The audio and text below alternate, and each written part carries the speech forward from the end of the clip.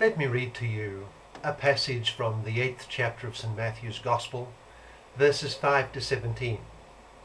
It's the Gospel for Saturday of the 12th week in Ordinary Time, Year 2. The passage is long, so I shall not read all of it. St. Matthew writes, "When Jesus had entered Capernaum, a centurion came to him, asking for help. 'Lord,' he said, 'my servant lies at home paralyzed and in terrible suffering.' Jesus said to him, 'I will go and heal him.'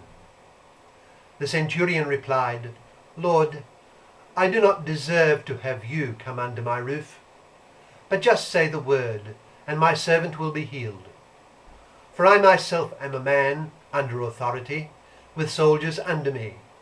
I tell this one, go, and he goes, and that one, come, and he comes.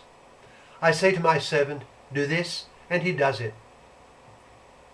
When Jesus heard this, he was astonished, and said to those following him, 'I tell you the truth, I have not found anyone in Israel with such great faith.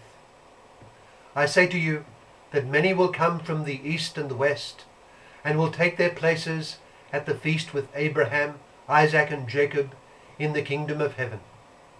But the subjects of the kingdom will be thrown outside into the darkness, where there will be weeping and gnashing of teeth.' Then Jesus said to the centurion, 'Go, it will be done to you and for you as you have believed it would.' And his servant was healed at that very hour." That's most of the passage from Matthew chapter 8, verses 5 to 17. And what does it suggest to us? Well, one aspect of the gospel accounts that is not given much attention, I think, is our Lord's encounters with those who are not of the children of Israel. We remember, for instance, his stating quite clearly to the Canaanite pagan woman who persistently badgered him to heal her daughter that he was sent only to the house of Israel. His apparent lack of response to her drew forth her act of faith, which was immediately rewarded by him with the cure she sought. And we remember our Lord's meeting with Pontius Pilate. Presumably the language they spoke was Greek, though it could have been Latin. Our Lord was courteous and made some allowances for Pilate, saying that those who handed him over had the greater guilt. Within a few minutes, and having hardly defended himself, he had convinced Pilate of his complete innocence. But Pilate was weak in the face of threats from the Jewish leaders. And during his public ministry, our Lord also made some excursions into nearby pagan territory. Well, our gospel passage today narrates our Lord's meeting with the centurion.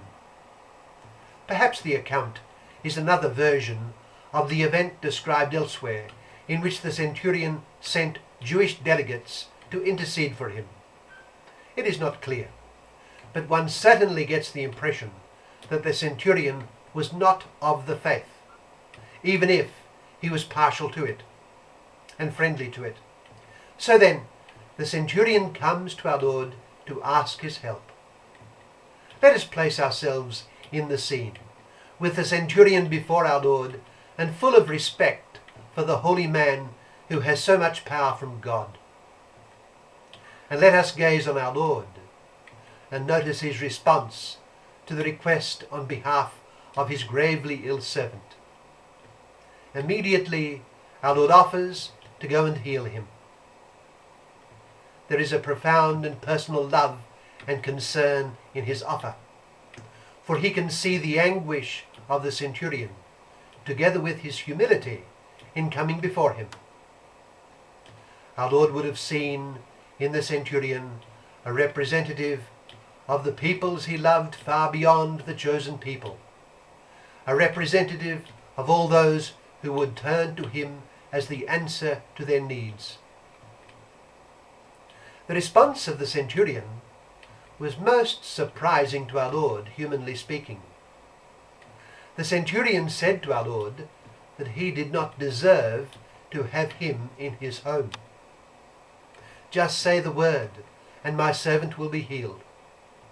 Here was an officer of the armies of Rome, a centurion of the occupation forces, saying to our Lord that he was simply unworthy to admit our Lord to his own house. It bespeaks a deep humility, an awareness of his own sins and limitations, and a clear perception that in Jesus he beheld a very, very holy personage.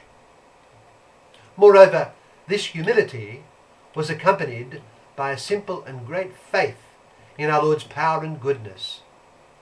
Just say the word, and what I have asked will immediately be done. The words and attitude of the centurion, St. Matthew writes, astonished our Lord. In his human nature he was amazed, and he said to those following him that he had not seen anything like it in Israel. It was a manifest praise for the centurion. He immediately saw in the centurion a portent of what was to come in the future, well beyond his own death and resurrection. Many from the nations would come to him as had this centurion, and placing their faith in him would, I quote, take their places at the feast with Abraham, Isaac and Jacob in the kingdom of heaven. They would find salvation through faith in him. Our Lord was pointing to the fulfillment of the promise made long ago to Abraham, that through him all the nations of the earth would be blessed. Jesus was that blessing, and the centurion represented the nations of the future who would be members of his body, the church. The gospel scene reminds us of the mission that each Christian has in the world to be an instrument of Christ's presence among men, enabling all who do not as yet know Christ to find him and to have faith in him and so be saved. How are the peoples to come to know Christ? It is through the daily life in the world of those who do know him and who do have faith in him. The call of all mankind is to know and love Jesus and to find faith in union with him. And through that faith to find life, abundant life, in union with him. This will happen through the witness of his disciples. The most beautiful service we can do to anyone is to enable that person to meet Jesus, to get to know him, and to learn to appeal to him, and above all, humbly to have faith in him. The centurion of our gospel passage today shows what is possible in the hearts of those who have not yet met Jesus. The prayer of the centurion was so good that it amazed our Lord. And it is this very prayer that the priest prays at Mass just before giving Holy Communion to those participating. It is a wonderful prayer and ought to be used by us frequently during life.